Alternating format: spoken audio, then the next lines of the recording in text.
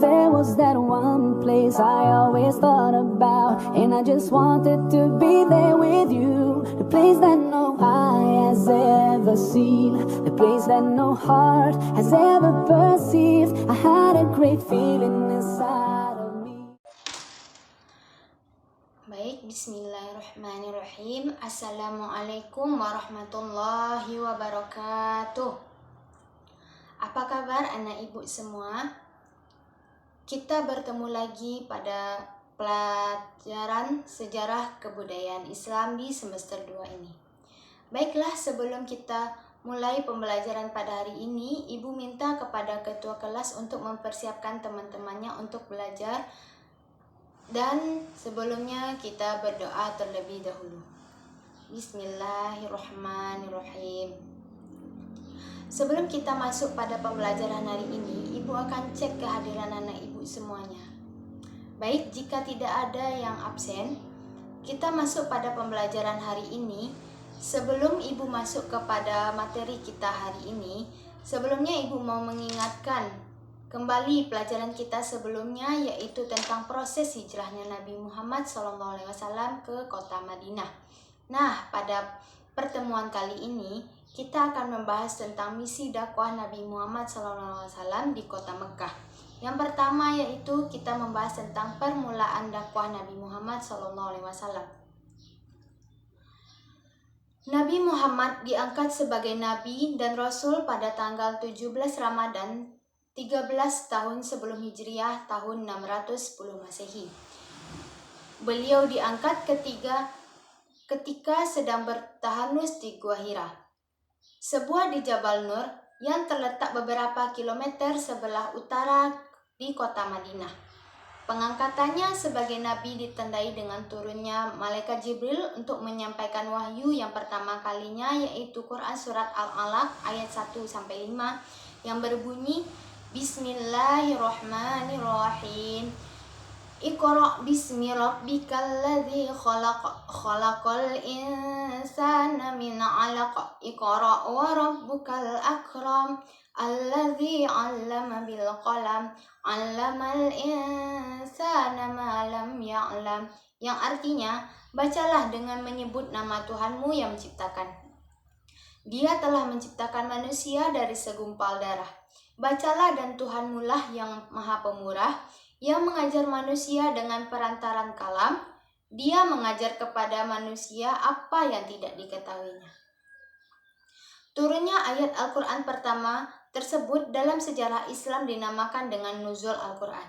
Setelah itu turun wahyu kedua, yaitu Quran surat Al-Muddatsir ayat 1-7, yang artinya, hai orang-orang yang berkemul atau berselimut, bangunlah, lalu berilah peringatan. Dan Tuhanmu agungkanlah, dan pakaianmu bersihkanlah, dan perbuatan dosa tinggalkanlah, dan janganlah kamu memberi dengan maksud memperoleh balasan yang lebih banyak. Dan untuk memenuhi perintah Tuhanmu bersabarlah. Pada periode awal, kerabat Nabi yang menerima wahyu dakwah antara lain yang pertama istrinya, yaitu Siti Khadijah, sebagai wanita pertama yang masuk Islam.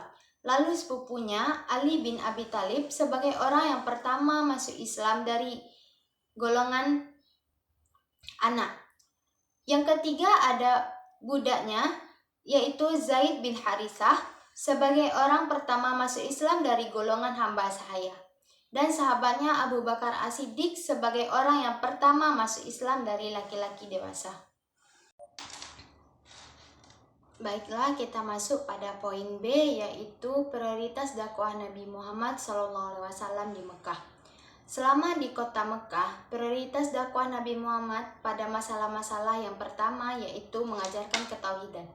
Pada masyarakat jahiliyah terdapat suatu kepercayaan berbagai Tuhan atau polisme, seperti persembahan berhala, penyembahan bulan dan bintang, penyembahan jin, ruh, dan arwah nenek moyang, dan ajaran yang tidak sesuai dengan ajaran Islam.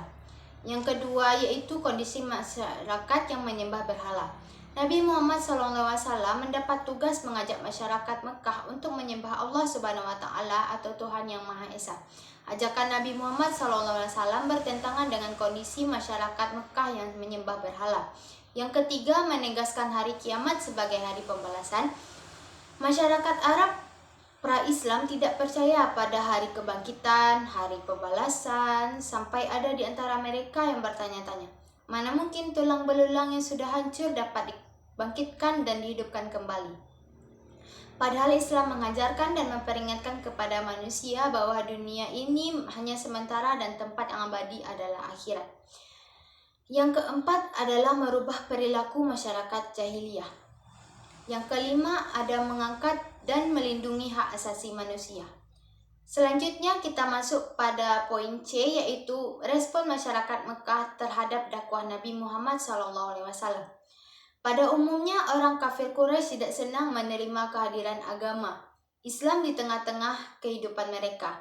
Para tokoh masyarakatnya mulai menyebarkan isu yang tidak benar mengenai ajaran yang dibawa Nabi Muhammad SAW, sehingga banyak masyarakat yang terpengaruh oleh isu-isu yang menimbulkan fitnah tersebut. Salah seorang tokoh masyarakat Quraisy yang selalu menghalangi gerakan Arab Quraisy supaya membenci Nabi Muhammad SAW dan Islam, bahkan Abu Talib, paman Nabi yang memelihara dan mengasuhnya sejak kecil, juga diasut untuk melarang Nabi Muhammad SAW agar tidak menyebarkan ajaran Islam. Ia mendapat ancaman dan paksaan untuk memenuhi keinginan masyarakat Quraisy tersebut.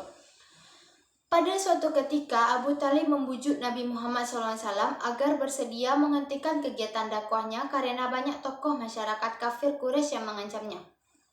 Bila ia tidak berhasil membujuk Nabi Muhammad SAW untuk menghentikan dakwahnya, namun pemohon pamannya itu tidak dikabulkan. Bahkan ia berkata tegas, "Wahai pamanku, demi Allah, sekiranya matahari diletakkan sebelah kananku dan bulan diletakkan sebelah kiriku supaya aku berhenti berdakwah, pasti aku tidak akan mau berhenti berdakwah sampai Allah memberiku kemenangan atau aku binasa dalam perjuangan."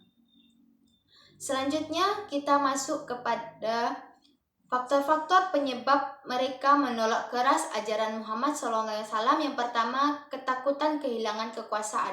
Kaum kafir tidak dapat membedakan antara kenabian dan kekuasaan. Di masa itu terjadi perbuatan kekuasaan antar suku.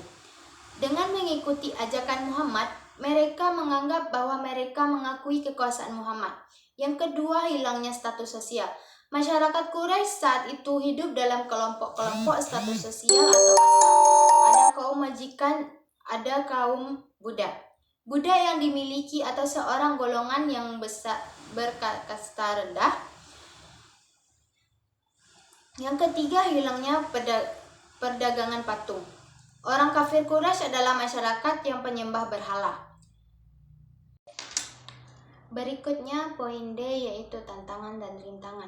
Ketika Rasulullah mulai melancarkan kegiatan berdakwah secara terang-terangan di tengah-tengah tempat kaum kafir Quraisy berkumpul dan mengajak mereka untuk masuk Islam, bahkan beliau melakukan salat di sisi Ka'bah. Adapun tantangannya yaitu penghinaan, ancaman, dan siksaan terhadap Rasulullah SAW. Yang kedua, penghinaan, ancaman, dan siksaan terhadap pengikut Rasulullah SAW. Yang ketiga, bujukan harta, kedudukan, dan wanita. Yang keempat, membujuk Nabi untuk bertukar sesembahan.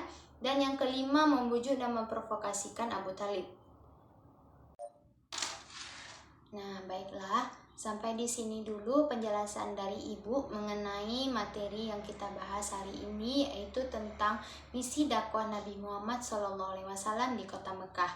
Nah, selanjutnya Ibu akan membagi kalian untuk menjadi 3 kelompok. Yang pertama yaitu kelompok visual, yang mana tugas kalian yaitu membaca teks dan menganalisis infografis tentang misi dakwah Nabi Muhammad SAW.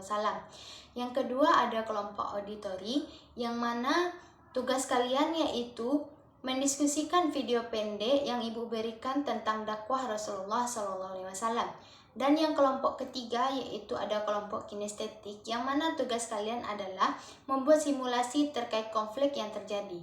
Baiklah, Ibu akan memberikan waktu kepada kalian mengerjakan tugas kelompoknya selama 15 menit, dimulai dari sekarang.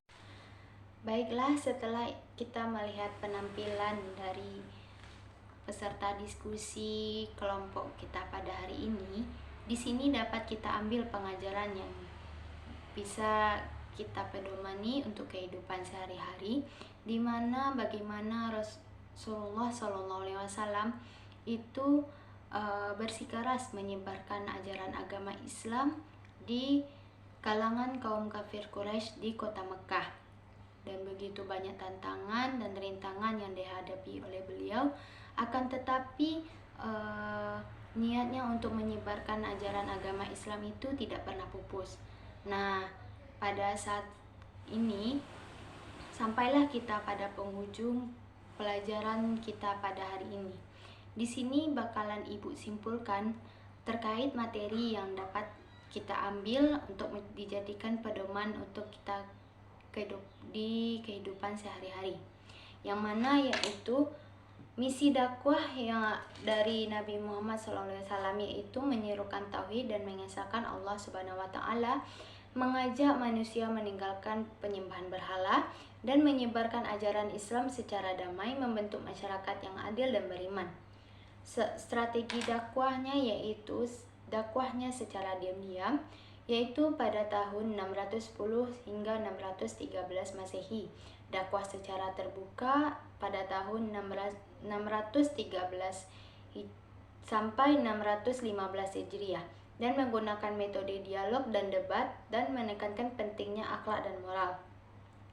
Baiklah, sampai di sini dulu pelajaran kita pada hari ini. Insya Allah minggu depan kita akan bertemu kembali dengan materi yang berbeda. Sekian, terima kasih.